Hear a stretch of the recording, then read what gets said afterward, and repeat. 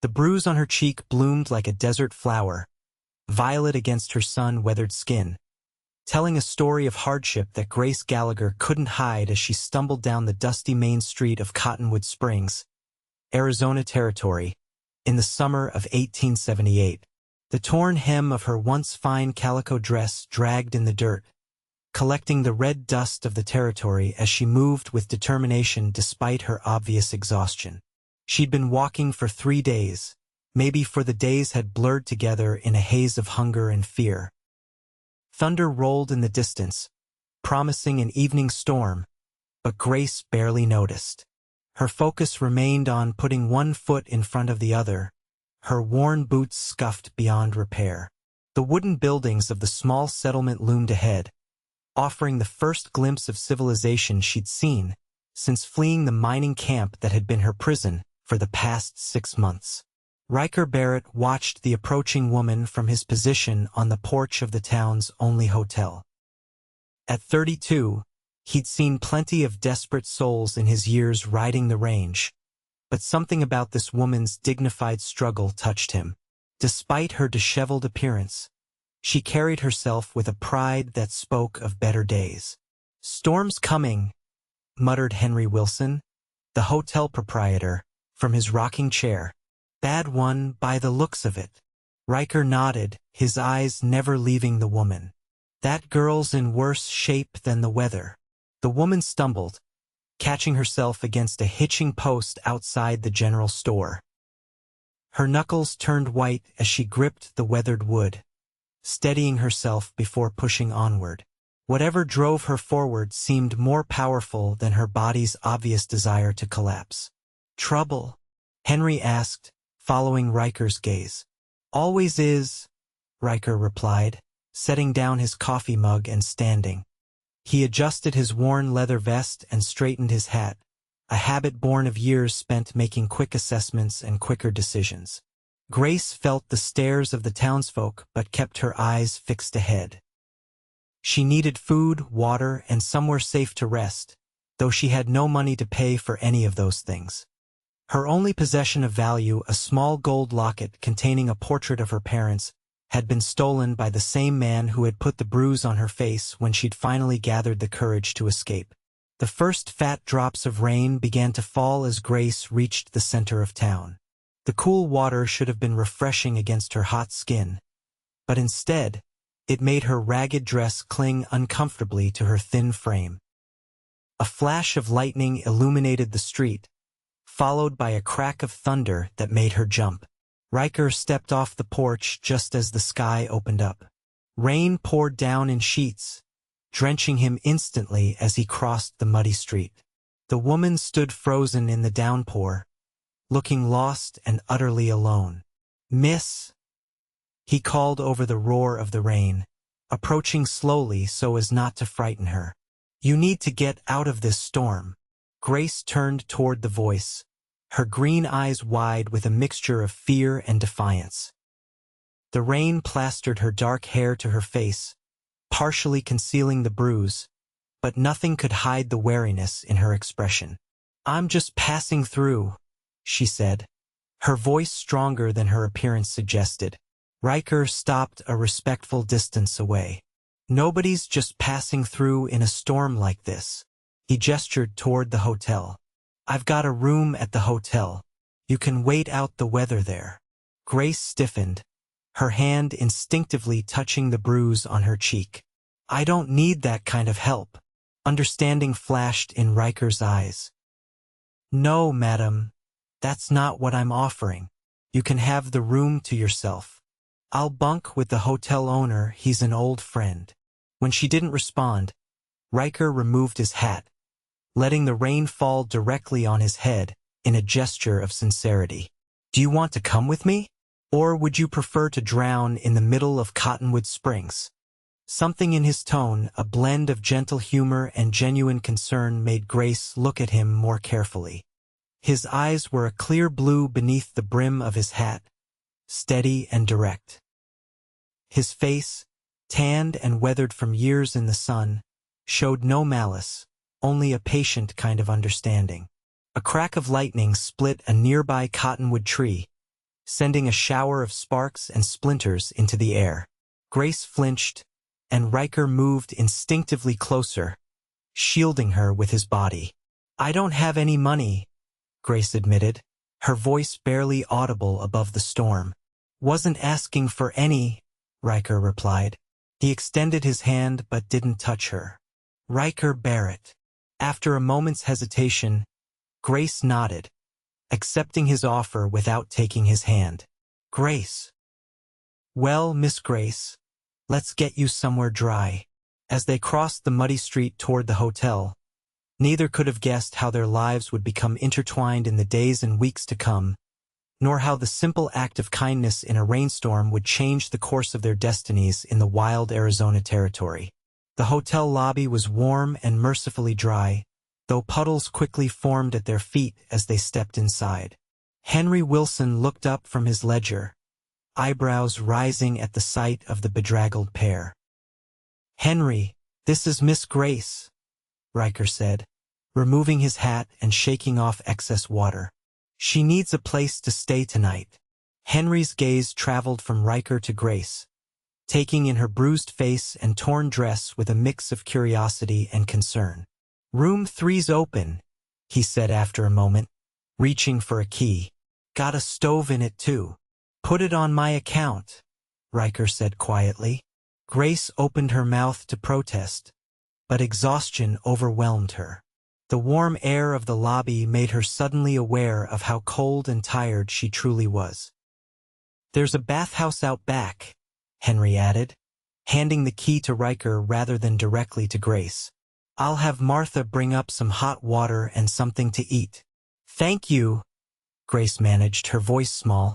Riker led the way up the narrow staircase to the second floor, conscious of keeping enough distance that Grace wouldn't feel threatened. He unlocked the door to room 3 and stepped aside, allowing her to enter first. The room was simple but clean. A narrow bed with a patchwork quilt, a small stove in the corner, a washstand with a porcelain basin, and a rocking chair by the window that overlooked the main street. To Grace, it looked like paradise compared to where she'd been living. "Martha will bring you some things," Riker said, remaining in the doorway. "She's Henry's wife. Good woman." Grace stood awkwardly in the center of the room, dripping onto the wooden floor. "Why are you helping me?" Riker considered this, then shrugged slightly. "Same reason anyone helps a stranger in trouble, I suppose." "And what reason is that?" "Because someday it might be me needing the help." He placed the key on the small table by the door. "Get some rest, Miss Grace. We can talk more tomorrow, if you're of a mind to." Before she could respond, he tipped his hat and closed the door gently behind him. Grace listened to his footsteps recede down the hallway, then slowly sank onto the edge of the bed, her legs finally giving out. For the first time in months, alone in a clean room with a locked door between her and the world, Grace allowed herself to cry. Downstairs, Riker found Henry waiting with a steaming cup of coffee and a knowing look. "She running from something?" Henry asked, pushing the cup toward Riker.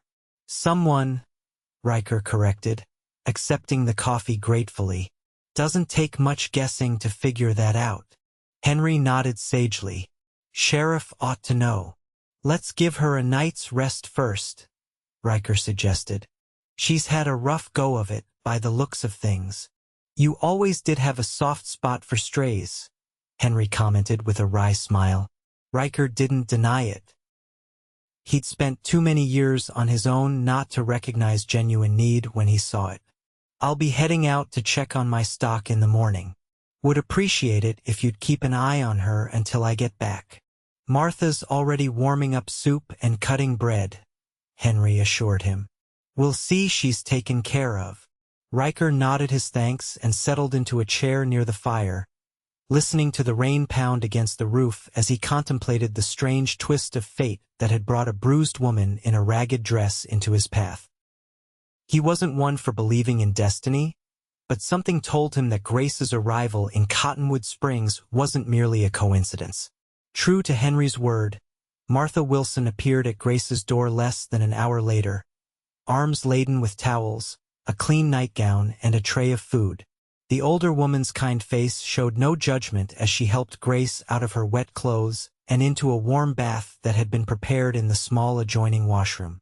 "That man who did that to your face," Martha said matter-of-factly as she gently washed Grace's hair. "He ain't going to find you here." Grace tensed. "I didn't say don't need to, dear. Been running this hotel for 20 years. Seen all kinds of trouble walk through that door." Martha's hands were gentle but efficient. "Riker Barrett's a good man. Not the type to ask questions that ain't his business, but not the type to turn away from someone needing help, either." "I don't know him," Grace said softly. "No, but he knows your kind of trouble." Martha helped Grace rinse the soap from her hair. "His sister went through something similar. Husband beat her something fierce before Riker got her away." Grace absorbed this information silently.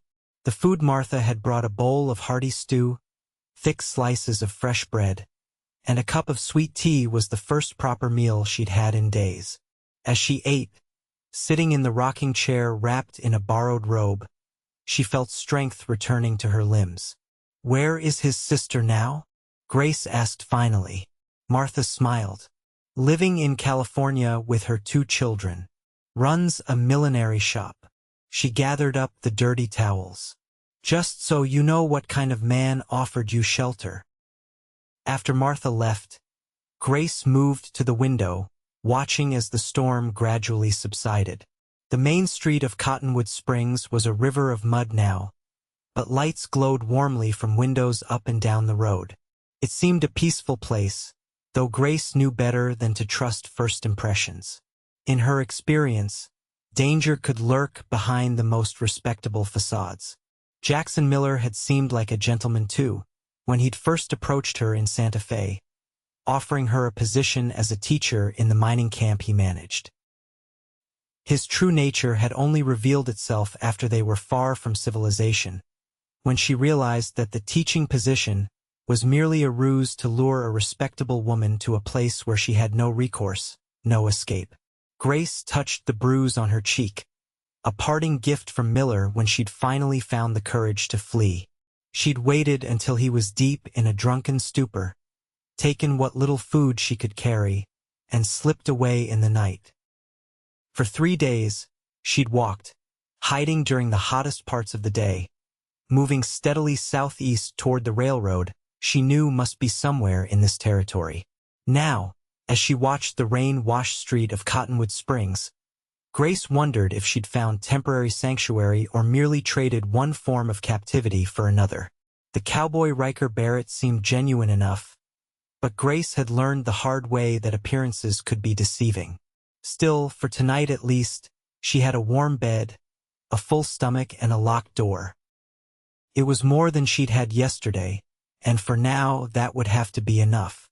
Morning brought clear skies and the buzz of activity as Cottonwood Springs came to life.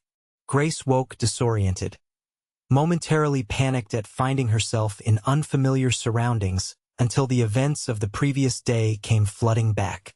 Sunlight streamed through the window she'd forgotten to cover, illuminating dust motes that danced in the golden beams. A soft knock at the door made her start. "Miss Grace," Martha's voice called. "I've brought some clothes that might fit you, and breakfast is ready downstairs whenever you're ready." Grace opened the door to find Martha holding a bundle of fabric, a simple blue dress, undergarments, and a shawl. "These belonged to my daughter before she married and moved to Tucson," Martha explained. "Should be close to your size." "I can't accept," Grace began. "Nonsense," Martha interrupted firmly. "They're just gathering dust otherwise. Besides, a woman needs proper clothes." Grace accepted the bundle with murmured thanks. The dress, when she tried it on, was indeed a good fit, if slightly loose around the waist, evidence of how much weight she'd lost during her ordeal at the mining camp. When she finally ventured downstairs, she found the hotel dining room occupied by several men eating breakfast. Conversations paused briefly as she entered, curious eyes taking in the newcomer, before politely resuming. Martha appeared from the kitchen, beaming approval at Grace's appearance. "Much better," she declared, guiding Grace to a small table near the window. "Sit, eat. You need your strength." A plate of eggs, bacon, and biscuits with gravy appeared before Grace, along with a cup of coffee. As hungry as she was, Grace hesitated, acutely aware that she had no way to pay for such generosity. "Mr. Barrett settled your account before he left this morning," Martha said, correctly interpreting Grace's hesitation. "Said to tell you he'd be back by midday and to make yourself comfortable." Grace frowned. "I don't want to be indebted to him." Martha's expression softened. "Not all debts are burdens, dear. Sometimes they're just bridges between people." She patted Grace's shoulder. "Eat. Doctor's orders, and I'm the closest thing to a doctor this town has most days." The food was delicious, and Grace found herself hungrier than she'd realized. As she ate, she observed the comings and goings in the dining room, trying to get a sense of the town and its inhabitants. Most appeared to be local businessmen or ranchers stopping in for a meal before starting their day. Their conversation revolved around cattle prices, the condition of the range after the rain, and speculation about whether the railroad would eventually extend a spur line to Cottonwood Springs. It was all so mundane, so normal, that Grace felt a pang of longing for the life she'd once known. Before her parents' deaths, before the desperate search for employment had led her to Jackson Miller's false promises. "More coffee," Martha offered, appearing at her elbow with a pot. Grace nodded gratefully. "Could you tell me, is there a sheriff in town?" Martha's eyebrows rose slightly. "Sheriff Thomas. His office is down the street, next to the bank." "Do you need to see him?" Grace hesitated. "Perhaps. I'm not sure." "Well, he's usually there from 8 until noon, then again after his lunch."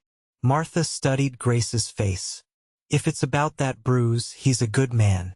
Takes violence against women seriously." "Thank you," Grace said softly.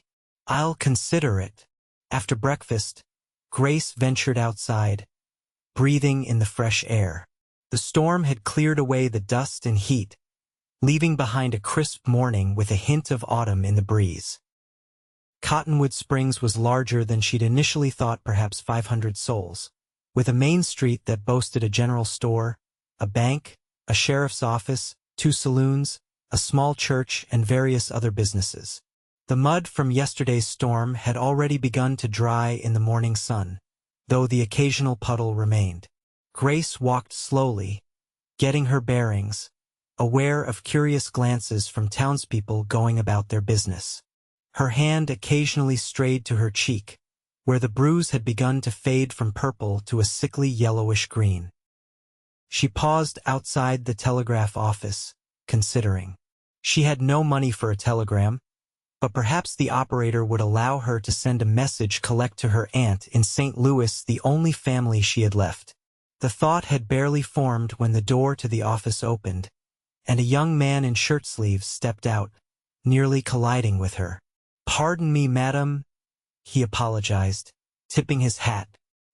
His eyes widened slightly at the sight of her bruise, but he quickly masked his reaction. "Are you looking to send a telegram?" "I was considering it," Grace admitted. "But I'm afraid I have no money at present." The young man, barely more than 20, with an earnest face, smiled kindly. "I'm Timothy Wells, the operator. If it's urgent, perhaps we could work something out." Grace hesitated. "It's to my aunt in St. Louis. I wanted to let her know where I am." Timothy nodded understandingly. "Tell you what, Mississippi? Gallagher.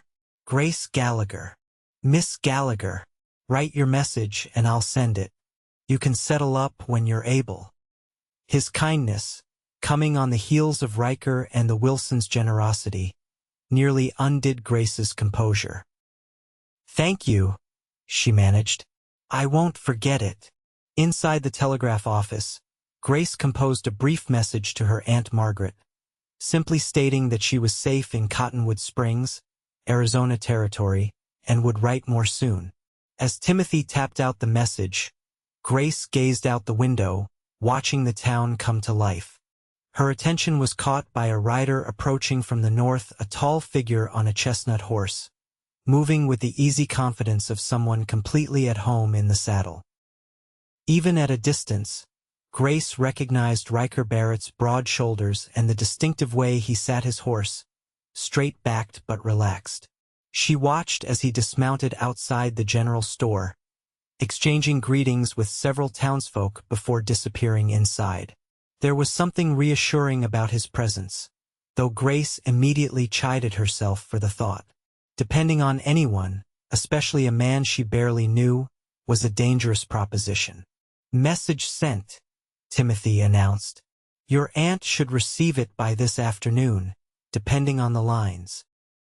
Grace thanked him again and stepped back onto the boardwalk, unsure of her next move. The sheriff's office was just down the street, its door standing open in the morning sunlight. Filing a complaint against Jackson Miller would be the responsible thing to do, but the thought of explaining her situation to a stranger, of reliving those terrible months, made her stomach clench with anxiety. As if summoned by her thoughts, Riker emerged from the general store, arms laden with packages. His gaze swept the street and settled on her, a smile of recognition lighting his features. He changed course, heading in her direction. "Miss Grace," he greeted her, touching the brim of his hat. "Good to see you up and about. That dress suits you better than the one you arrived in." Grace smoothed the blue fabric self-consciously. "Mrs. Wilson was kind enough to lend it to me. Martha's got a good heart." Riker shifted his packages. "I was just heading back to the hotel. Would you care to join me? I've got some matters I'd like to discuss with you, if you're willing." The phrasing put Grace on alert. What sort of matters? Riker's expression remained open, his blue eyes holding hers steadily. "Your future plans, for one, and whether you might need assistance with the man who gave you that bruise." Grace glanced around nervously, but the street was busy enough that they weren't likely to be overheard. "You're very direct, Mr. Barrett." "Riker, please." He shrugged slightly. "I found directness saves time and confusion. But we can talk somewhere more private if you prefer." Grace considered her options. Despite her wariness, she found herself trusting this straightforward cowboy more than she'd trusted anyone in months. Very well. The hotel would be fine. They walked side by side, not speaking until they reached the hotel's front porch. Henry Wilson nodded a greeting as they passed through the lobby, and Riker led the way to a small sitting room off to one side, reserved for guests who wanted privacy for business discussions. Once they were seated, Grace in a comfortable armchair, Riker on a straight-backed wooden chair that seemed too small for his frame. He placed his packages on a side table and leaned forward, elbows on his knees. "I don't mean to pry into your business," he began, "but I recognized trouble when I saw you yesterday. Now, you're welcome to tell me to mind my own affairs, and I'll respect that. But if you're in danger, I'd like to help if I can." The directness of his approach caught Grace off guard. In her experience, men rarely spoke so plainly, especially about difficult matters. "Why would you want to help a complete stranger?" Riker's expression turned somber.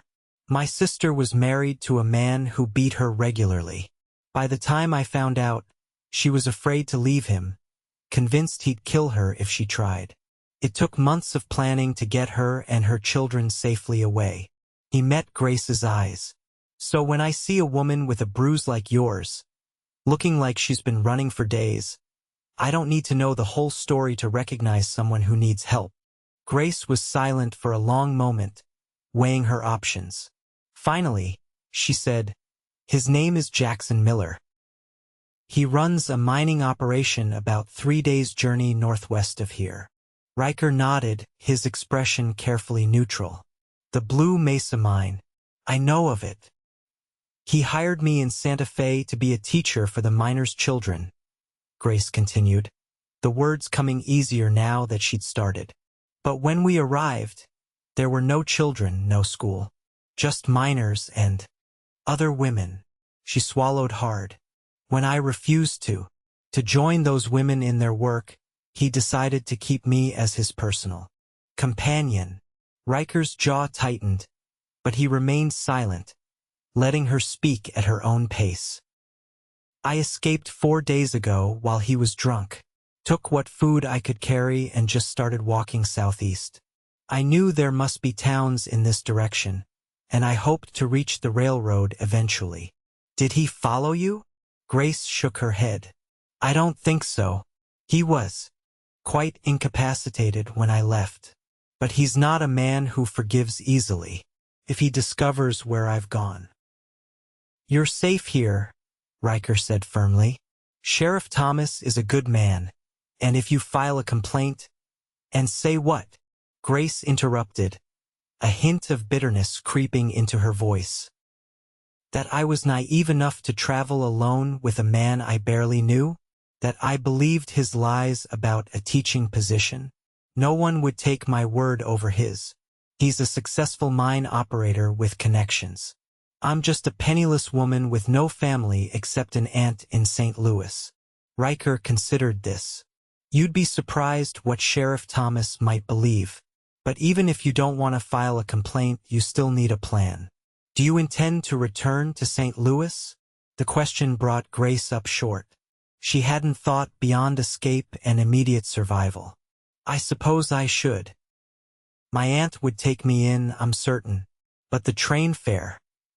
She gestured helplessly. I have nothing. I might have a solution, if you're interested. Riker straightened, his expression thoughtful. I own a cattle ranch about 10 miles east of town. It's modest but growing. My housekeeper, Mrs. Figueroa, is getting on in years and has been asking for help with the household. The position would include room and board, plus a small salary that you could save toward your train fare. Grace stared at him, searching for the catch. You would hire me? Without references? Without knowing anything about me? A smile touched the corner of Riker's mouth. I know you're resourceful enough to escape a bad situation and walk for days through rough country. I know you're educated enough to have been hired as a teacher. And I know you have pride, despite your circumstances. He shrugged. Those seem like good qualities for a housekeeper's assistant. And if I'm not what you expect, if I can't do the work, then we part ways, no hard feelings. Riker's expression turned serious. I'm not offering charity, Miss Grace. It's honest work for fair pay. You'd be doing me a service by helping Mrs. Figueroa, who's been with my family since I was a boy, but I understand if you'd prefer other arrangements. Grace studied him, trying to discern his true motives. Everything in her recent experience warned against trusting a man's offer, no matter how reasonable it sounded. Yet there was something about Riker Barrett's straightforward manner that made her want to believe him. Would I be alone with you at this ranch? She asked finally, forcing herself to be direct. Understanding flashed in Riker's eyes. No, madam. Besides Mrs. Figueroa, there's her husband who works as my foreman, plus 3 other ranch hands who bunk in the bunkhouse. The main house has separate quarters for staff, and your door would have a lock that only you control. Relief washed through Grace. When would you need an answer? I'm heading back to the ranch tomorrow morning. You're welcome to stay here at the hotel another night, on my account, while you consider the offer. Riker stood, signaling the end of their conversation. Whatever you decide, I'll respect it. As he gathered his packages, Grace found herself studying him more carefully. He was older than she'd initially thought, perhaps in his early 30s, with lines at the corners of his eyes that spoke of years squinting against the sun. His hands were calloused and strong, his movements efficient. Everything about him suggested capability and straightforwardness. Thank you for the offer, Mr. Barrett Riker, Grace said as he prepared to leave. I'll give it serious consideration. He nodded, touching his hat brim. That's all I ask.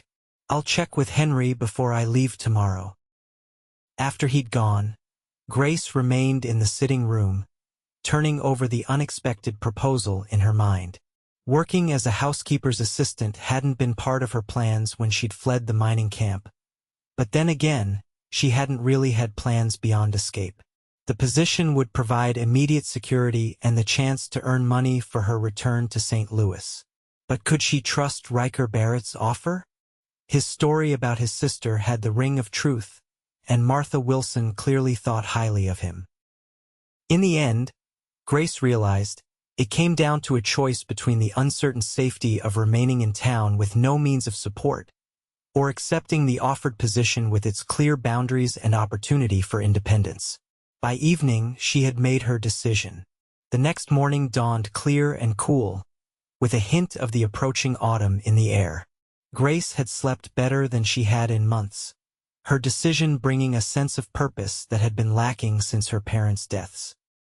She dressed in the blue dress Martha had given her, carefully brushed her hair, and went downstairs to find Riker already in the dining room, discussing cattle prices with Henry over coffee. Both men stood as she approached, and Riker pulled out a chair for her. "Good morning, Miss Grace. I trust you slept well." "Very well, thank you." She accepted the cup of coffee Martha brought over. "I've considered your offer, Mr. Barrett." And his expression remained neutral, giving no indication of his preference. "I accept with gratitude." Grace met his gaze steadily. "But I want to be clear that this is a business arrangement. I'll work diligently for my wages, and when I've saved enough for my train fare, I intend to return to St. Louis." Riker nodded, his expression serious. "Those terms are perfectly acceptable. I expect nothing more than good, honest work." "Then we have an agreement."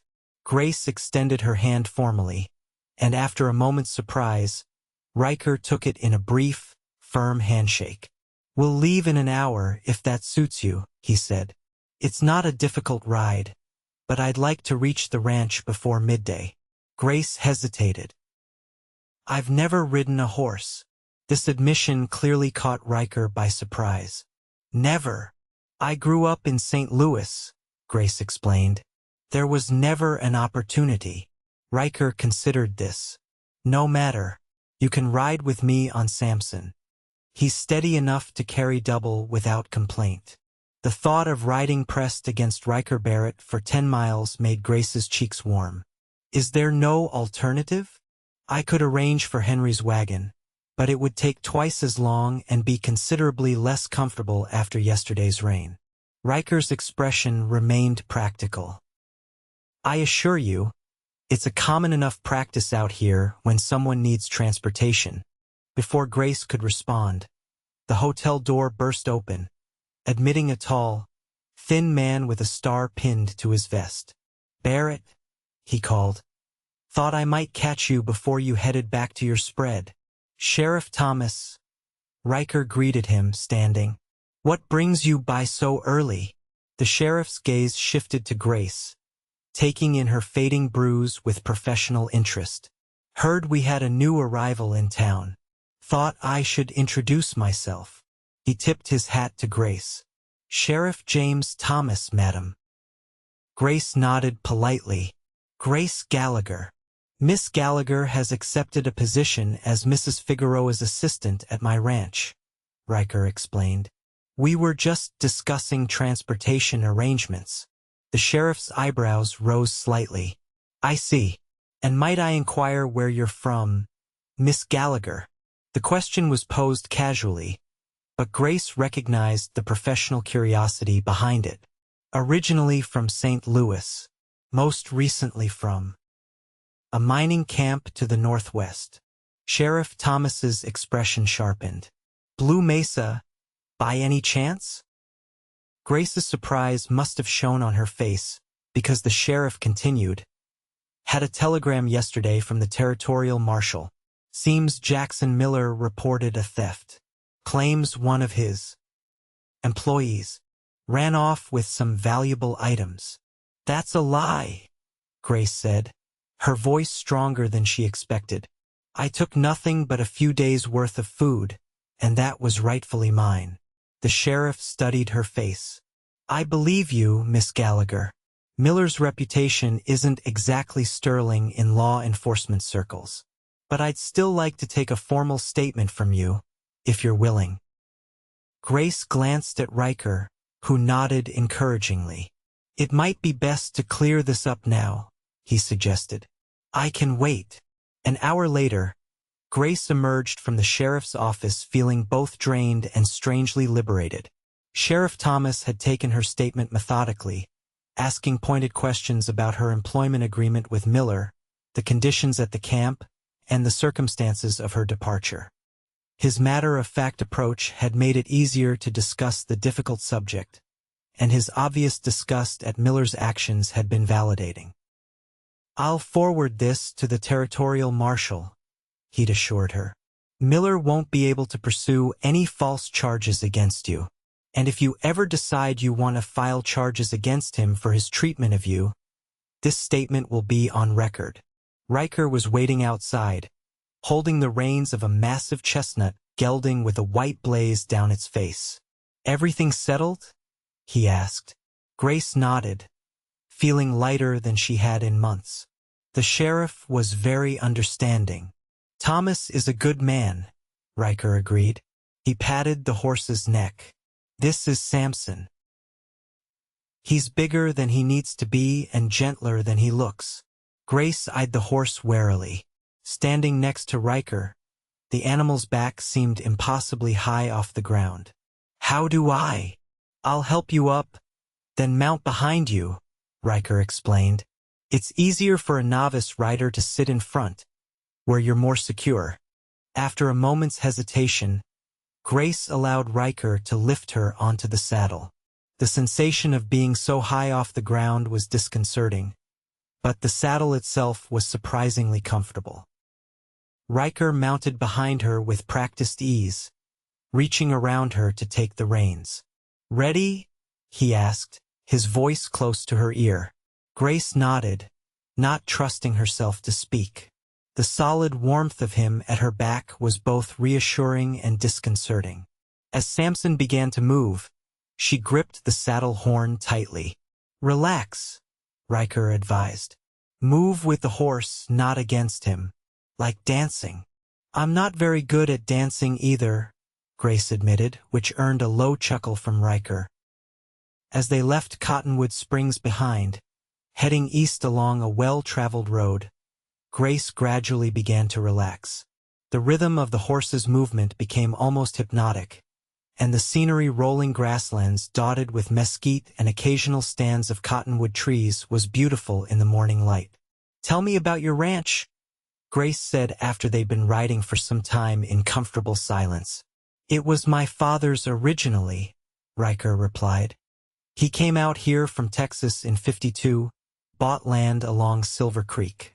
Started with just 50 head of cattle and built it up slowly. When he died 5 years ago, I took over. We run about 500 head now, mostly Herefords with some Longhorn mixed in." "And your mother?"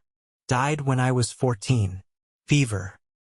His tone was matter-of-fact, but Grace sensed the old grief beneath the words.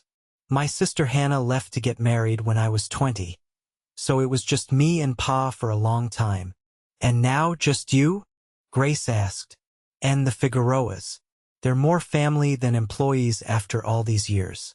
Miguel's been foreman since before Pa died, and Elena practically raised me and Hannah after Ma passed."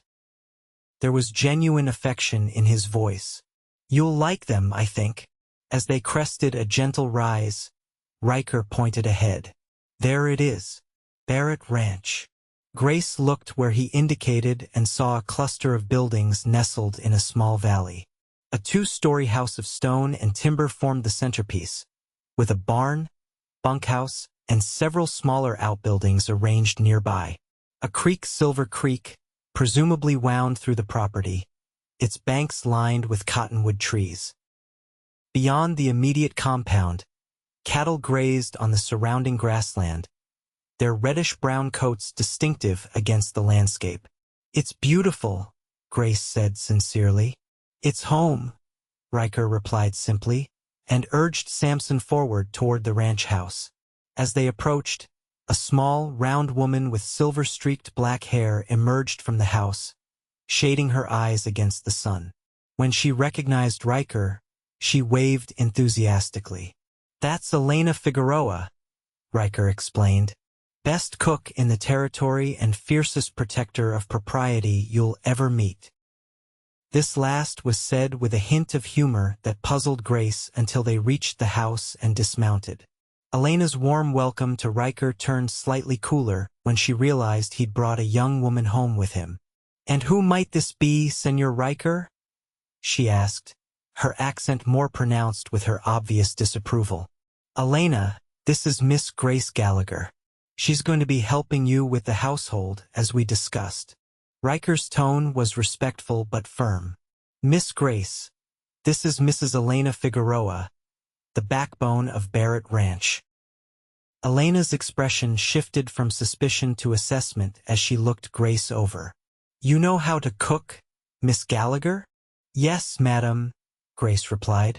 "And sew, and clean, and manage a household." Elena circled Grace slowly. "You are too thin. And that Bruise, who did that to you?" "Elena," Riker warned, but Grace shook her head. "It's all right." She met Elena's gaze directly. "A bad man who will never touch me again. I've come here to work, Mrs. Figueroa, to earn my way honestly until I can afford to return to my family in St. Louis." Something in Grace's directness seemed to satisfy Elena. "Well, at least you speak plainly. Come inside. You must be hungry after the ride, and I want to show you your duties." As Elena led Grace into the house, Riker called after them, "I'll be out with Miguel if you need anything." The interior of the Barrett Ranch house was a revelation to Grace. After months in a crude cabin at the mining camp, the spacious, well-appointed rooms seemed luxurious.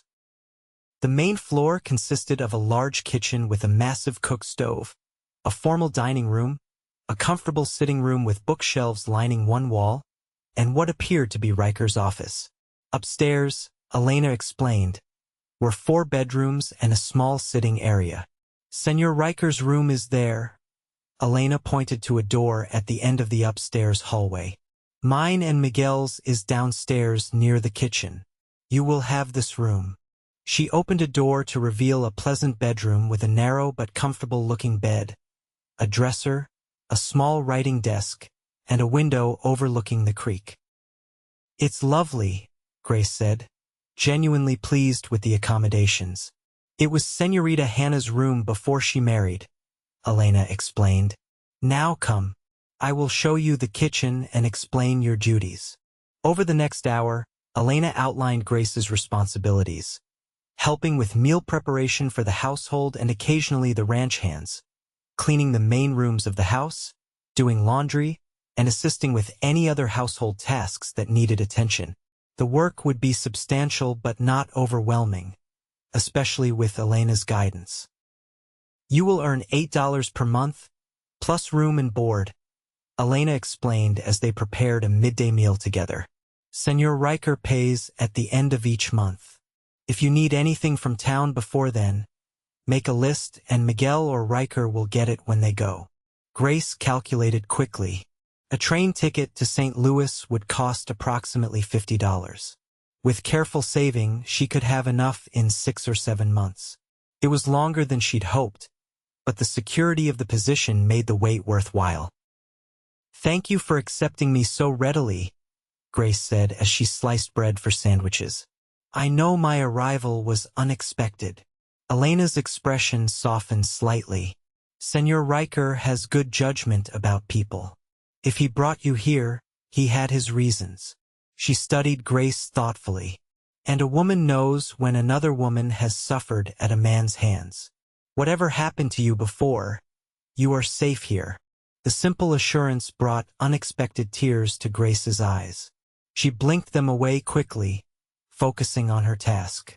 I appreciate that more than I can say. When Riker and Miguel came in for the midday meal, Grace was struck by the easy camaraderie between them. Miguel Figueroa was a weathered man in his 60s with kind eyes and a quick smile. He greeted Grace with old-world courtesy, addressing her as Señorita and expressing pleasure that Elena would have helped with her duties. "My wife works too hard," he told Grace with a fond glance at Elena. "Perhaps now she will take time to rest occasionally." "I will rest when I am dead, viejo," Elena retorted, but the affection in her voice was unmistakable. Throughout the meal, Grace observed the dynamics of the household. Riker clearly respected the Figueroas as more than employees, consulting Miguel about ranch business and deferring to Elena on household matters. For their part, the older couple treated Riker with a blend of deference and familial affection. It was a functioning household built on mutual respect, something Grace hadn't experienced since her parents' home. After the meal, Riker excused himself to return to work, and Miguel followed after thanking Elena and Grace for the food. Left alone with Elena, Grace began clearing the table. "You will start full duties tomorrow," Elena decided. "Today, rest and become familiar with the house. Your journey has tired you, I think." Grace wanted to protest that she wasn't tired, but the truth was that the events of the past few days, the escape, the long walk, the arrival in Cottonwood Springs, and now the move to Barrett Ranch had taken their toll. "Perhaps a short rest would be wise," she conceded. In her new room, Grace sat on the edge of the bed, still somewhat disbelieving of the turn her fortunes had taken.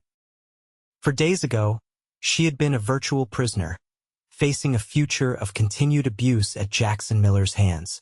Now she had safe lodging, honest employment, and the beginning of a plan to return to her family. The question that nagged at her as she lay down for a brief nap was why Riker Barrett had gone to such lengths to help her. Elena seemed to accept his explanation that he simply needed household help, but Grace suspected there was more to it than that. His story about his sister suggested a personal motivation, but was that enough to explain his generosity to a complete stranger? These thoughts followed Grace into sleep, where they transformed into dreams of riding across open grasslands, the solid presence of Riker Barrett at her back providing a security she hadn't felt in far too long. The next several weeks passed in a rhythm of work and gradual healing for Grace. The household duties, while substantial, were familiar and even comforting after the chaos of her recent life. Elena proved to be a patient teacher, showing Grace the specific ways she preferred things done while allowing her enough independence to find her own methods for some tasks. Grace's bruise faded completely, and regular meals began to restore the weight she'd lost during her ordeal. The nightmares that had plagued her since her escape gradually became less frequent, though they didn't disappear entirely. On the nights when she woke gasping from dreams of Jackson Miller's hands around her throat, she would sit by her window, watching the moonlight on Silver Creek until her heartbeat steadied. Her interactions with Riker were limited but cordial. He was often away from the house during daylight hours, working with the cattle or riding the boundaries of his property. When he was present for meals, he was unfailingly polite, asking about her comfort and whether she had everything she needed, but never pressing for personal information or details about her past. This restraint, more than anything, began to earn Grace's trust. Unlike Miller, who had demanded her complete attention whenever he was present, Riker seemed content to let her find her own place in the household, neither ignoring her nor forcing unwanted attention on her. Approximately 3 weeks after Grace's arrival at Barrett Ranch, Elena announced that Riker would be taking a small herd of cattle to sell in Tucson, a journey that would keep him away for at least 10 days. "Miguel will go with him and 2 of the hands," Elena explained as they prepared breakfast. "The other hand, Jose, will remain to watch over things here. It is normal, this trip. Twice each year, Senor Riker takes cattle to market. Will you be comfortable with me here while they're gone?" Grace asked, suddenly aware that she was still, in many ways, a stranger to the household. Elena smiled, patting Grace's hand. Nina, if I did not trust you, you would not still be here. You have proven yourself a good worker and an honest person. The simple vote of confidence warmed Grace deeply. Thank you. I've come to feel very comfortable here. Good. This is as it should be. Elena turned back to the stove. Now we must make a special breakfast. The men have a long journey ahead. Later that morning, as Riker and his men prepared to depart with the small herd of cattle, Grace stood on the porch with Elena, watching the activity in the corral. Riker was giving final instructions to Jose, who would remain behind, while Miguel and the other two hands checked their saddles and gear. When Riker approached the house to say goodbye, Grace was struck by how at ease he seemed in this element. Dressed for the trail in worn chaps over denim trousers, a faded blue shirt, and his customary hat, he moved with the confident grace of a man completely at home in his surroundings. We should return in 10 days, weather permitting, he told Elena. Jose knows what needs attending to while we're gone. Be careful, Senor Riker, Elena said, her tone motherly despite the formal address. The trail to Tucson has bandits sometimes. We'll be watchful, Riker assured her. He turned to Grace. Is there anything you need from town while I'm gone, Miss Grace? I can arrange to have it sent back with the stage if necessary. The consideration surprised her. No, thank you. I have everything I need. Riker nodded, studying her face for a moment as if assessing something. You look well, he said finally. The ranch agrees with you. Before Grace could respond to this unexpected observation, Riker touched his hat brim and turned away, striding back to where Samson waited. Within minutes, the small party had ridden out, driving the cattle ahead of them down the trail that led southeast toward Tucson. He is right, Elena said as they watched the riders disappear over a rise. You look much better than when you arrived. More like a young woman should look. Grace touched her cheek, where the bruise had been. I feel better. Stronger. Good. Elena turned back toward the house. Now, with the men gone, we can do the deep cleaning they always get underfoot for. Starting with Senor Riker's office, I think. The days without Riker and Miguel passed quietly. Grace found herself missing Riker's presence at meals more than she had expected. Though their interactions had been limited, his steady presence had become a reassuring constant in her new life. She told herself it was merely the security he represented, not the man himself, that she missed. On the 5th day after their departure, as Grace was airing out bedding on the clothesline behind the house, she noticed a rider approaching from the direction of Cottonwood Springs.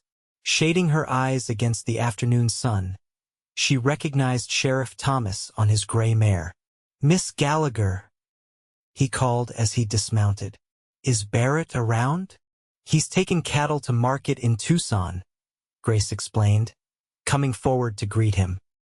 He won't be back for another 5 days at least. Is there something wrong? The sheriff removed his hat, wiping sweat from his brow. Nothing urgent. Just wanted to let him know I received a response from the territorial marshal about your statement. He hesitated. Perhaps we could speak inside? This news concerns you directly. Grace led him into the kitchen, where Elena was preparing dough for tomorrow's bread. After introductions, Elena insisted on providing coffee and biscuits while the sheriff delivered his news. The marshal has filed your statement, Sheriff Thomas began, accepting the coffee gratefully. More importantly, he's begun an investigation into conditions at Blue Mesa Mine. Seems yours wasn't the first complaint about Miller's treatment of women. Grace's hands tightened around her coffee cup. Will anything come of it? Hard to say. Miller has powerful friends in the territory. But the marshal is a stubborn man, and he takes a dim view of men who abuse women. The sheriff studied Grace's face. There's something else you should know. Miller's been asking questions in the settlements northwest of here, looking for a woman matching your description. A cold knot of fear formed in Grace's stomach. He's looking for me? Appears so. Claims you stole valuable items, as I mentioned before. Sheriff Thomas's expression hardened. No one in my jurisdiction will help him find you, Miss Gallagher. I've made sure of that. But I thought you should be aware. Thank you for the warning, Grace said quietly. Barrett's ranch is well outside Miller's usual territory, the sheriff continued reassuringly. And Miller doesn't know your connection to Barrett. You should be safe here, especially once Riker returns. After the sheriff departed, promising to send word if he heard anything more about Miller's movements, Grace found herself unable to shake the sense of dread his news had awakened. She had begun to feel safe at Barrett Ranch, to believe that her ordeal was behind her. Now the specter of Jackson Miller had returned to haunt her peace of mind. Do not worry so much, Nina, Elena said that evening as they sat on the porch, watching the sunset. This Miller, he cannot harm you here, and when Senor Riker returns, he will know what to do. I don't want to bring trouble to your home, Grace admitted. Perhaps I should leave, go somewhere Miller wouldn't think to look. Elena snorted dismissively. And where would you go? No, you stay here where you are safe. Senor Riker would not want you to leave because of this man. Grace wasn't so certain. Riker had offered her employment, not protection from a potentially dangerous situation. Would he reconsider his generosity if he knew she might be bringing trouble to his doorstep? The next few days passed with an undercurrent of tension despite Elena's reassurances. Grace found herself watching the horizon whenever she was outside, half expecting to see Jackson Miller riding toward the ranch.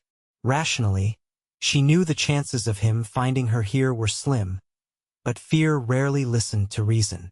On the afternoon of the 9th day since Riker's departure, Grace was in the garden behind the house, harvesting late summer vegetables for dinner, when she heard hoofbeats approaching. Her heart leaped to her throat until she recognized Jose riding in from checking the north pasture. Riders coming, he called to Grace as he dismounted. Senor Riker and the others, I think. Relief washed through Grace. She shaded her eyes, looking in the direction Jose pointed, and saw a group of riders approaching from the southeast. Even at a distance, she recognized Riker's broad-shouldered silhouette and Samson's distinctive size among the approaching horses. I'll tell Mrs. Figueroa, Grace said, gathering her basket of vegetables and hurrying toward the house. Elena immediately began preparations for a celebratory dinner, sending Grace to the root cellar for preserved fruits and extra supplies. By the time Riker and his men rode into the yard, the kitchen was filled with delicious aromas, and Grace had changed from her gardening clothes into a clean dress. She found herself watching from the kitchen window as Riker dismounted, stretching his back after days in the saddle. There was something compelling about his easy confidence, the way he moved with purpose but without hurry. When he smiled at something Miguel said, the expression transformed his weathered face, revealing a warmth that Grace found increasingly attractive. The thought brought her up short. Attractive? When had she begun to think of Riker Barrett in those terms? He was her employer, nothing more. That she felt safe in his presence was natural after her ordeal. It didn't mean anything deeper. Yet as she watched him walk toward the house, dusty and tired from the trail but moving with that same steady purpose, Grace couldn't deny the quickening of her pulse. The reunion dinner was a lively affair. Riker reported that the cattle had brought good prices in Tucson, and he had news from the wider territory that kept conversation flowing. Grace was quieter than usual, still unsettled by her realization about her feelings toward Riker and by the sheriff's warning about Miller. After the ranch hands had returned to the bunkhouse and Miguel and Elena had retired for the night, Grace found herself alone with Riker in the sitting room.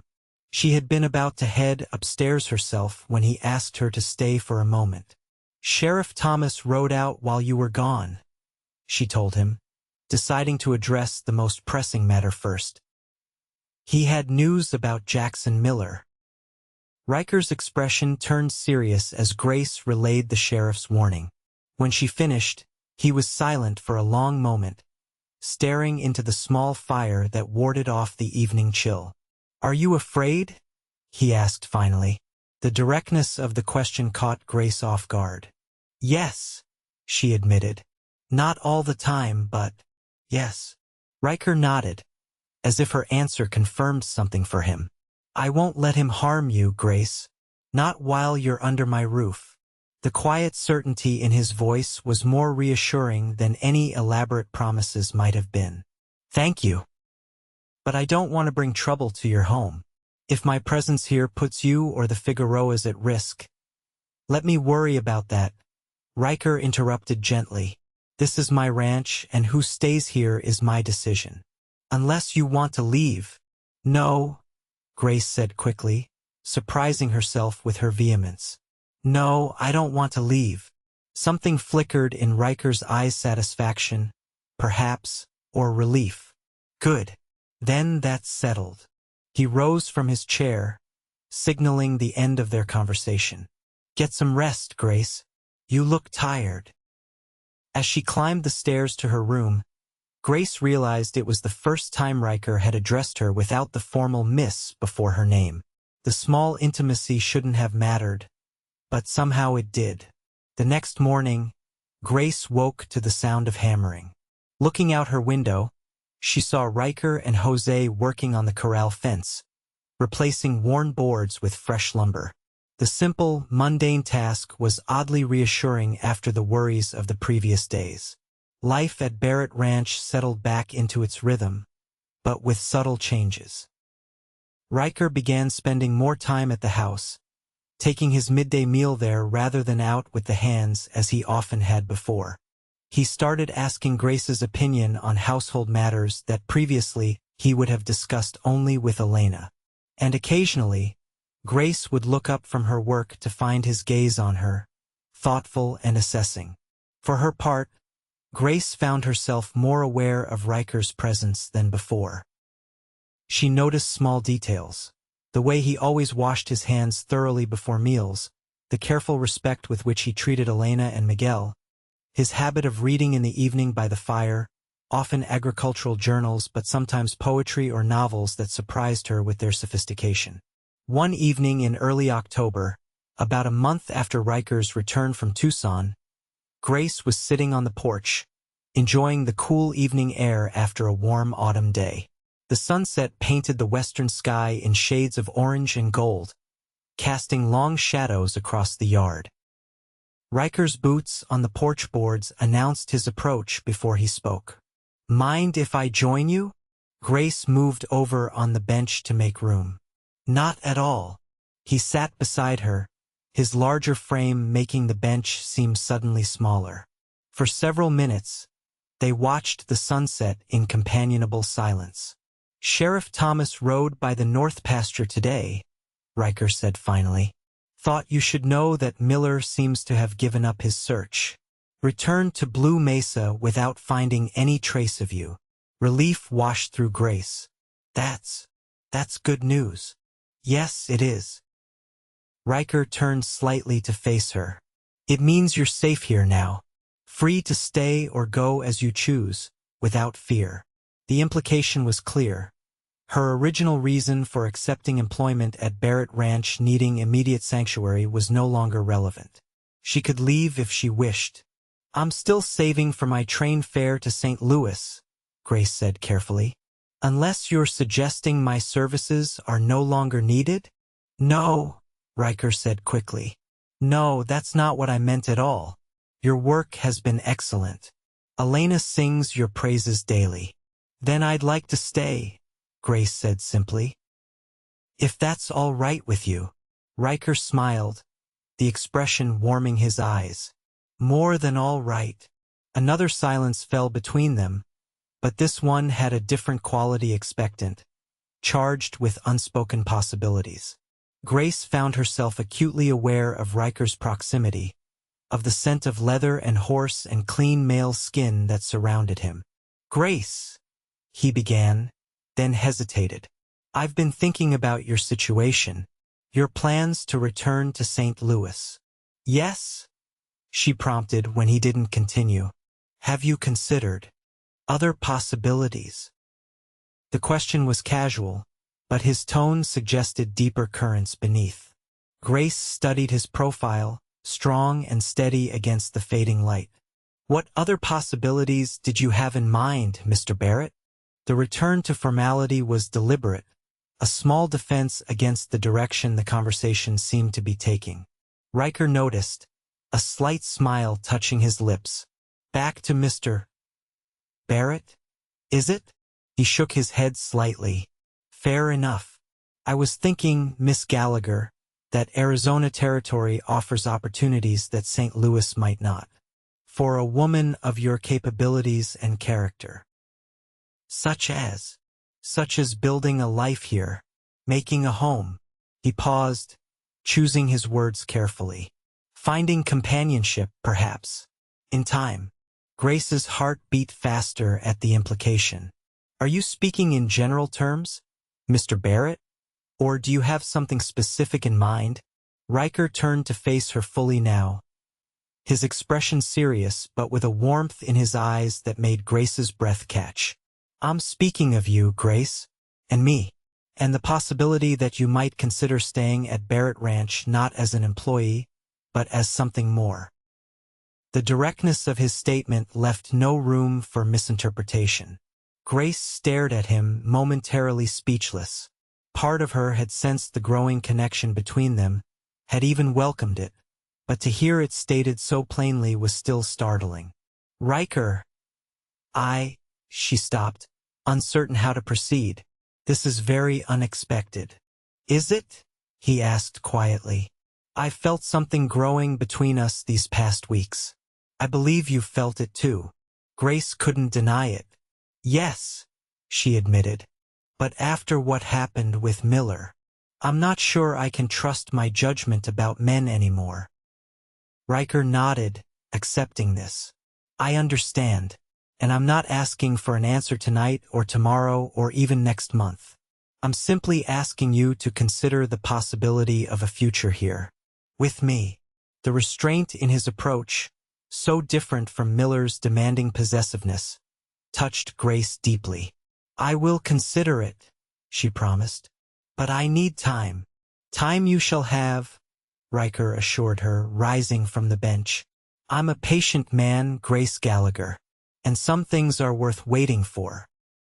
With that, he tipped his hat and left her alone on the porch, the lingering warmth of his presence contrasting with the growing chill of the evening air. In the days that followed, Grace found herself watching Riker with new eyes. She observed the way he managed his ranch with calm efficiency, the respect he showed to his employees, his fairness in business dealings, and his unwavering honesty. He never pressed her about their conversation on the porch, never made her uncomfortable with unwanted attention, yet small gestures, a wildflower left on her breakfast plate, a book of poetry he thought she might enjoy, an occasional lingering glance made his continued interest clear. October gave way to November, bringing cooler temperatures and preparations for winter. Though winters in southern Arizona territory were mild compared to those in St. Louis, there was still much to be done.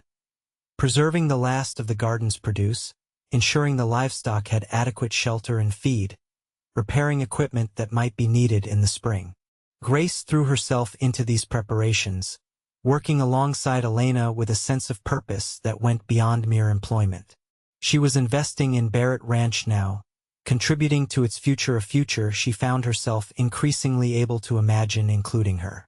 The turning point came on a crisp November evening.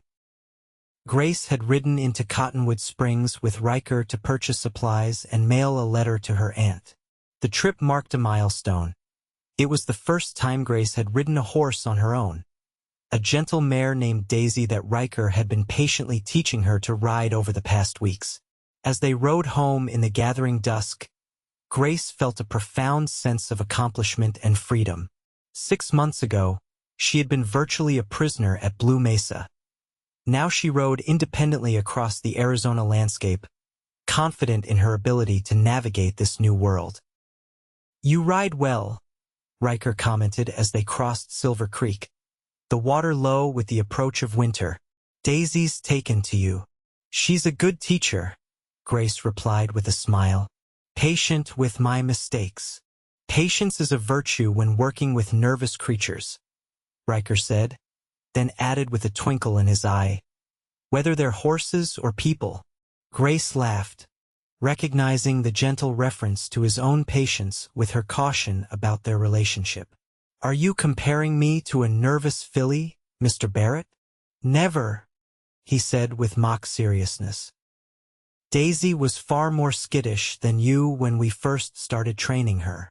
The easy banter between them continued as they approached the ranch, visible now in the distance as lights glowed warmly in the windows of the main house. The sight struck Grace forcefully. This place had become home to her in a way she hadn't expected when she'd arrived battered and weary 4 months ago.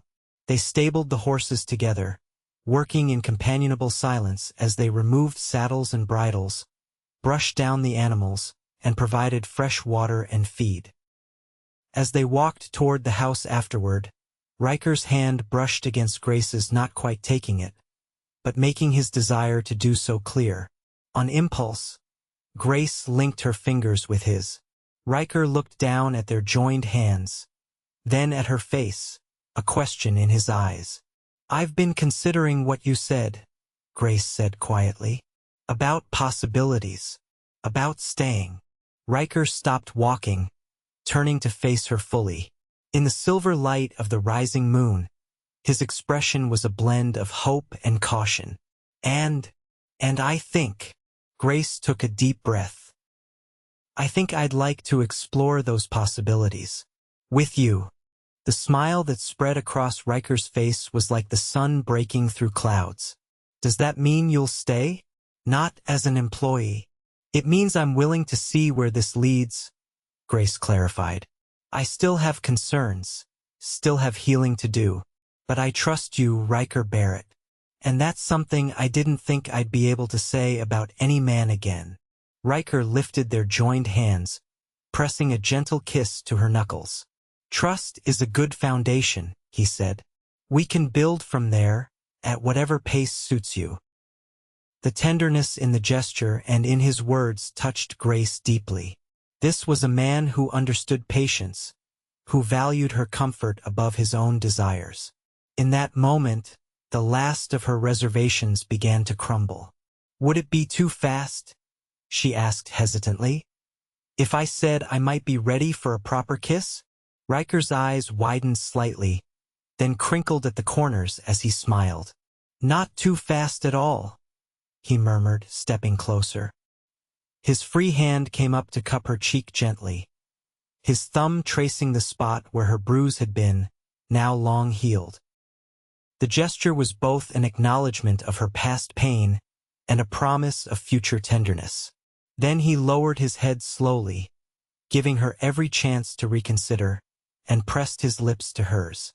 The kiss was gentle, questioning at first, then deepening as Grace responded. His arm slipped around her waist, drawing her closer, while her hand found its way to his shoulder, steadying herself against the rush of sensation. When they finally parted, both slightly breathless, Riker rested his forehead against hers. "I've been wanting to do that since I found you in that rainstorm," he admitted. Grace smiled. "I might not have been quite so receptive then." "No," he agreed with a chuckle. "You looked ready to brain me with a rock if I made one wrong move." "Smart man," recognizing that, Grace teased, then grew serious. "Thank you for giving me time, for letting me find my way to this at my own pace. You're worth waiting for, Grace Gallagher." Riker's voice was husky with emotion. "I knew that from the first day." They stood together in the moonlight, on the land that had become Grace's sanctuary and was now becoming her home. and sealed their new understanding with another kiss, this one a promise of all the possibilities that lay ahead. The news of their courtship, for that was what it officially became after that November evening, was met with varying reactions. Elena and Miguel exchanged knowing looks that suggested they had anticipated this development long before Grace and Riker themselves had acknowledged it. The ranch hands offered good-natured congratulations to Riker and treated Grace with a new deference that she found both amusing and touching. In Cottonwood Springs, the gossip mill churned briefly before moving on to more interesting topics. Sheriff Thomas, upon encountering them together in town, simply nodded his approval and commented that it was about time Barrett found himself a good woman. The most significant reaction came from Grace's Aunt Margaret in St. Louis. In response to Grace's letter explaining her decision to remain in Arizona territory and her developing relationship with Riker, her aunt wrote, "My dearest Grace, while I confess to disappointment that you will not be returning to St. Louis as planned, I cannot fault your reasoning. Life has dealt you harsh blows these past years, and if you have found happiness and security with this Mr. Barrett, then I can only offer my blessing. Your parents would want you to seize whatever joy presents itself, as would I. Should your circumstances change, know that my door remains always open to you. But I suspect from the tone of your letter that your heart has found its home there in the desert, alongside the man who rescued you in your hour of need. Be happy, my dear niece. After all you have endured, you deserve nothing less. With all my love, Aunt Margaret." The letter brought tears to Grace's eyes when she read it. With her aunt's blessing, the last tie binding her to her old life in St. Louis seemed to loosen, allowing her to embrace fully the new life taking shape at Barrett Ranch. Winter in southern Arizona proved mild compared to the harsh seasons Grace had known in Missouri. Christmas at the ranch was a warm, intimate affair, with Elena preparing traditional Mexican dishes alongside the roast turkey and plum pudding that Grace contributed from her own family traditions. Riker surprised Grace with a gift of a leather-bound journal and a fountain pen of the finest quality. "For your thoughts," he explained as she ran her fingers over the smooth leather cover. "You mentioned once that you used to keep a journal before everything happened." The thoughtfulness of the gift, the fact that he had remembered such a small detail from one of their conversations, touched Grace deeply. Her own gift to him, a hand-knitted scarf in a deep blue that matched his eyes, seemed inadequate by comparison. But the warmth with which he received it assured her that the sentiment behind it was what mattered to him. As the new year of 1879 began, their courtship deepened. Riker began teaching Grace more about the ranch operations, showing her how the business worked, explaining his plans for expanding the herd and improving the bloodlines. These conversations, often held during rides across the property, revealed to Grace a side of Riker she hadn't fully appreciated before: his intelligence and foresight as a businessman, his deep connection to the land, his sense of responsibility toward those who depended on the ranch for their livelihoods. For her part, Grace found herself increasingly confident in her role at Barrett Ranch. No longer merely an employee, she began to take initiative in household matters, implementing small changes that made the ranch house more efficient and comfortable. She started a kitchen garden that would provide fresh herbs and vegetables even during the winter months, organized the household accounts in a more systematic way, and began hosting small gatherings that helped cement the ranch's social connections with neighboring properties and the town. As winter gave way to the first stirrings of spring, Riker approached Grace one evening as she sat on the porch, enjoying the sunset after a busy day. "Ride with me?" he asked, extending his hand. "There's something I'd like to show you." Curious, Grace accepted. They saddled their horses, Grace now comfortable enough on horseback to manage without assistance, and rode east, away from the main ranch buildings. The land rose gradually into rolling hills dotted with mesquite and palo verde trees, their branches just beginning to show the pale green of new growth. After about 20 minutes of riding, they crested a hill to find a view that took Grace's breath away. Silver Creek wound through a small valley below, its banks lined with cottonwood trees. The setting sun cast the landscape in hues of gold and amber, turning the creek into a ribbon of molten light. "It's beautiful," Grace breathed, reining Daisy to a halt beside Samson. "My father brought my mother to this spot when he first asked her to marry him," Riker said quietly. "He told me once that he wanted her to see the best view on the ranch before she decided whether to tie her life to this land." The implication of his words sent a flutter through Grace's stomach. She turned to find Riker watching her, his expression a blend of hope and uncertainty that she rarely saw on his confident face. "Riker, I'm not rushing you," he said quickly. "I know we agreed to take things slowly, but I wanted you to see this place, to understand what it means to me." "What you mean to me?" Grace dismounted, needing to feel solid ground beneath her feet for this conversation. Riker followed suit, securing both horses' reins to a nearby tree before joining her at the edge of the overlook. "When I found you in that rainstorm," he began, "bruised and in that ragged dress, something told me you were going to change my life. I just didn't know how completely." Grace smiled at the memory, so different when viewed through the lens of all that had happened since. "I thought you were either a madman or a saint, offering shelter to a strange woman who looked like she'd been dragged behind a wagon." "Neither," Riker chuckled. "Just a man who recognized someone in need of a helping hand." His expression sobered. "What I didn't expect was to find someone who would become so essential to my happiness." He took her hands in his touch warm and steady. "I love you, Grace Gallagher. I think I started falling in love with you that very first day, when you stood in the rain and told me you didn't need that kind of help with such fierce dignity." The declaration, though not entirely unexpected given the direction of their relationship, still made Grace's heart race. "Riker, you don't have to say it back," he interrupted gently. "Not until you're ready. I just wanted you to know where I stand. This isn't just courtship for me, Grace. This is forever if you'll have me." Grace looked out over the valley, golden in the sunset light, then back at the man before her. In the 7 months since she'd stumbled into Cottonwood Springs, battered and afraid, her life had transformed completely. The woman she had been then, desperate, distrustful, broken, would never have believed that she could stand here now, whole and healing, considering a future with a man who looked at her with such unwavering devotion. "I love you too," she said, the words rising from a place of absolute certainty within her. "I think I have for months, but I was afraid to trust it, afraid to trust myself." The joy that bloomed on Riker's face was like sunrise breaking over the desert.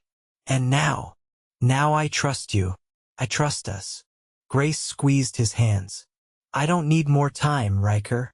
I know what I want." Understanding dawned in his eyes.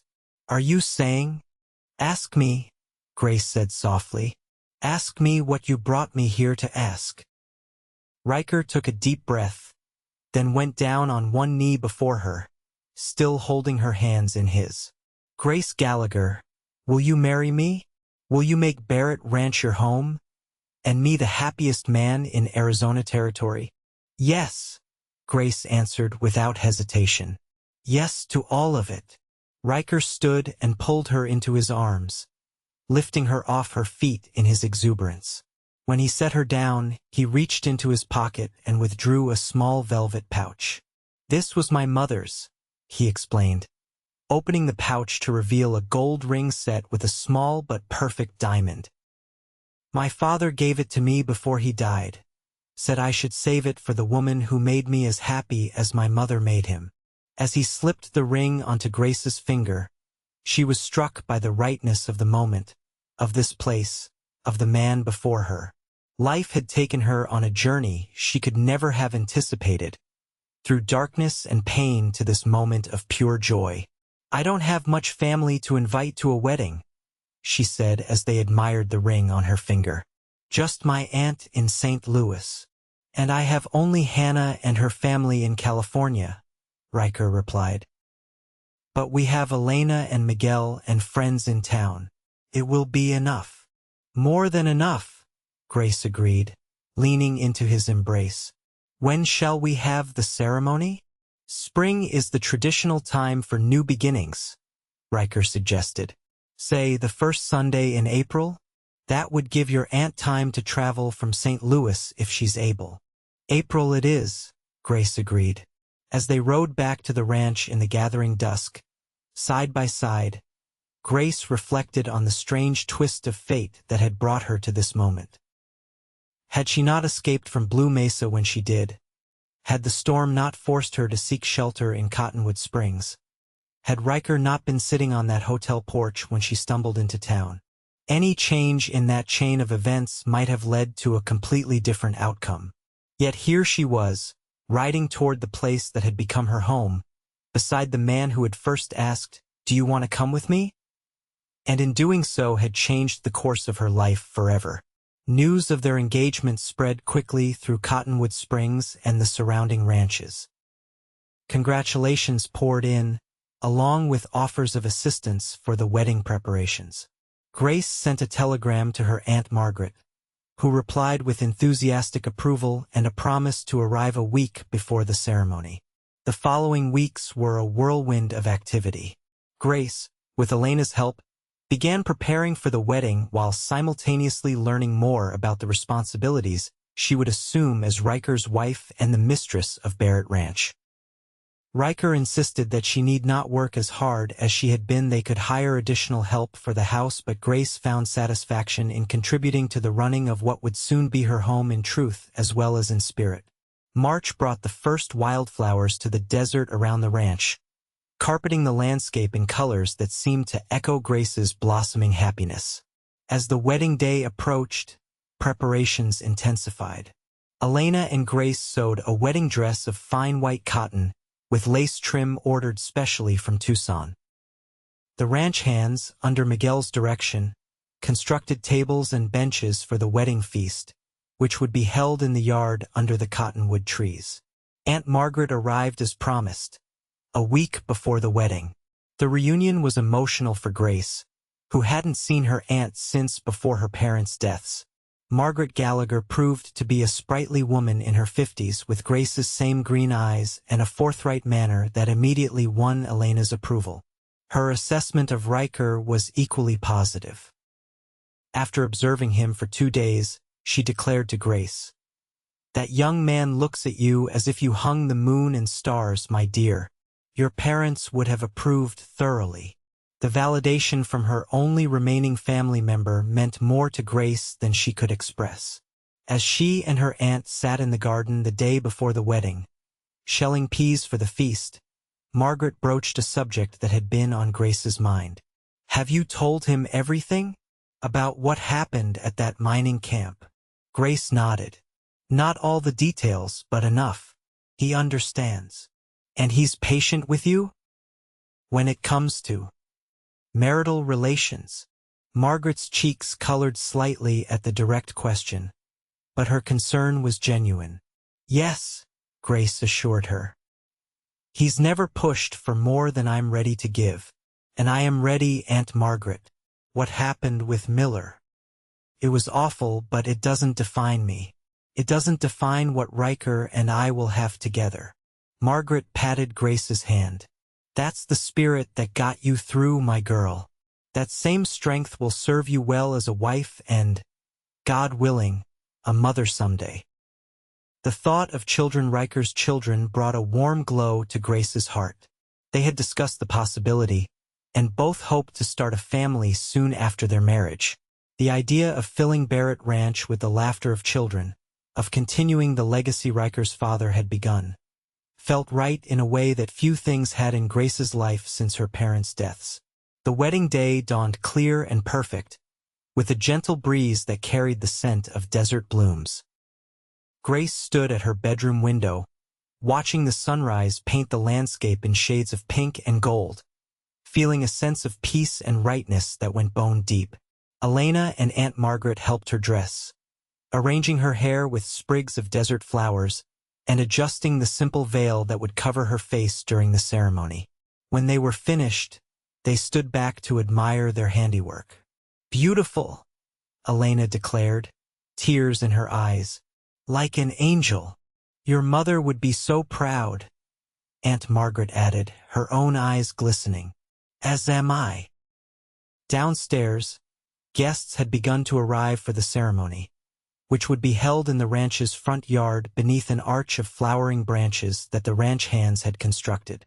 Sheriff Thomas had ridden out early to help with final arrangements, and the minister from Cottonwood Springs' small church had arrived to perform the ceremony. Riker, by tradition, was not to see Grace until she walked down the improvised aisle. Miguel reported that the groom was nervous as a colt at branding time, but otherwise ready. At precisely 10 o'clock, with all the guests assembled and Riker waiting beneath the flowering arch with the minister, the ceremony began. Miguel escorted Elena to her seat, then returned to offer his arm to Grace. "You honor me with this duty, Señorita Grace," he said solemnly. "It is my privilege to give you to Señor Riker, though in truth, I think it is he who is given to you." Grace smiled at the gentle reversal. "Thank you, Miguel, for everything." As the violin player, a ranch hand with unexpected talents, began to play, Grace took Miguel's arm and stepped onto the porch. The assembled guests rose to their feet, turning to watch her descent down the porch steps and along the path that had been strewn with flower petals. But Grace had eyes only for Riker. He stood tall and proud beneath the arch, dressed in a new black suit that emphasized the breadth of his shoulders. His hair was neatly combed, his face freshly shaved, but it was his expression that captured Grace's heart, a look of such profound joy and wonder that it nearly brought her to tears. As she reached him and Miguel placed her hand in his, Riker whispered, "You are more beautiful than sunrise on the desert." The ceremony itself was simple and traditional. They exchanged vows, promising to love, honor, and cherish each other for all their days. Riker's voice was steady and sure. Grace's trembled slightly with emotion but grew stronger with each word. When the minister pronounced them husband and wife, and Riker lifted her veil to kiss her for the first time as her husband, the assembled guests broke into applause and cheers. The celebration that followed lasted well into the evening. Tables groaned under the weight of Elena's cooking, and contributions from neighboring ranches' wine flowed freely, and after the meal, the violin player was joined by 2 other musicians from town for dancing. As twilight deepened into night, lanterns were lit around the yard, casting a warm glow over the festivities. Grace, taking a moment's respite from dancing, found herself standing slightly apart from the celebration, watching as Riker gallantly partnered her aunt in a waltz.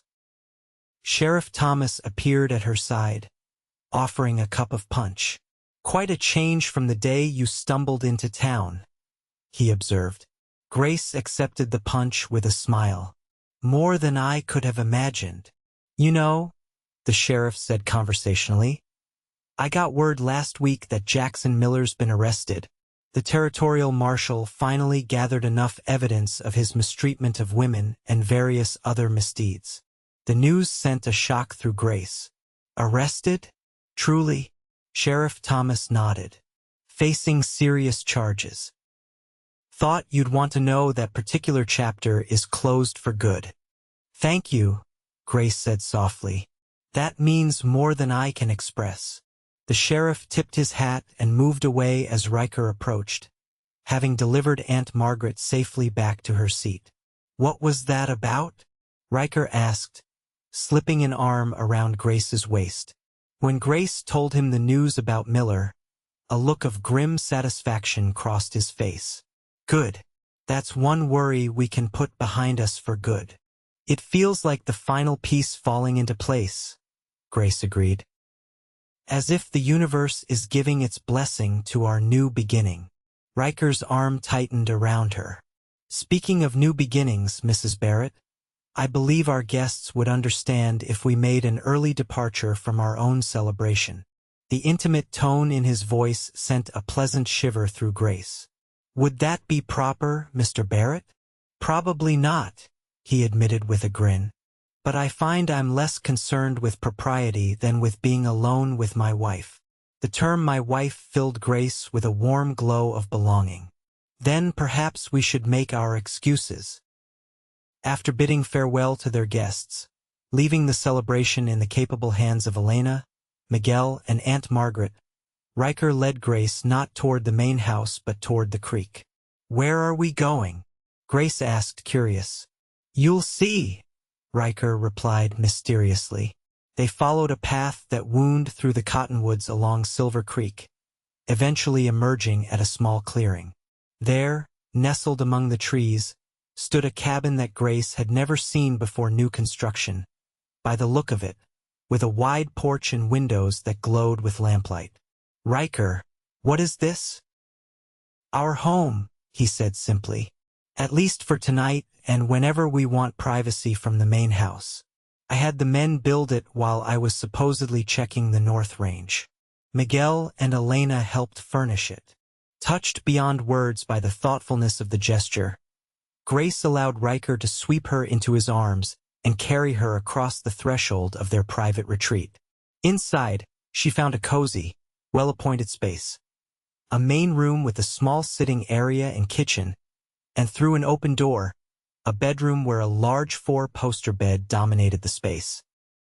"It's perfect," she whispered, taking in the details that showed how much thought had gone into this gift. The books on the shelves that she knew were her favorites, the quilt on the bed that Elena must have made in secret, the vase of desert wildflowers on the table. "Just like its mistress," Riker replied, setting her gently on her feet but keeping his arms around her. "I wanted us to have a place that was just ours, at least at the beginning." As he lowered his head to kiss her, Grace felt the last vestiges of her past fall away. In their place rose a certainty about the future, a future built on trust, respect, and love, with the man who had once asked a bruised girl in a ragged dress, "Do you want to come with me?" Her answer then had changed the course of her life. Her answer now, a wholehearted yes to the life they would build together, would define its future. 10 years later, Grace Barrett stood on the porch of the main house at Barrett Ranch, watching as 3 children played in the yard under the watchful eye of Elena Figueroa. At 65, Elena had officially retired from her duties as housekeeper, but she remained an integral part of the household, particularly as grandmother figure to the Barrett children. Hannah Barrett, age 8, was the image of her father with the same steady blue eyes and self-confident bearing. She sat under a cottonwood tree, reading aloud to her younger siblings. 6-year-old Margaret, named for Grace's aunt who had passed away peacefully in her sleep 4 years earlier, and 4-year-old Robert, named for Riker's father. The past decade had brought changes to Barrett Ranch. Under Riker and Grace's joint management, the operation had expanded significantly. They now ran over 1,000 head of cattle on expanded grazing lands, had established a successful small orchard, and had diversified into growing crops for local markets. Grace had embraced her role as ranch matriarch, balancing her responsibilities skillfully while nurturing her children's education and their connection to the land. As she watched her children play, a swell of gratitude filled her heart, reflecting on how far she'd come since that stormy day in Cottonwood Springs. With Riker at her side, she had built a life filled with love, purpose, and the richness of family, realizing that true safety and happiness resided in the heart of their home together.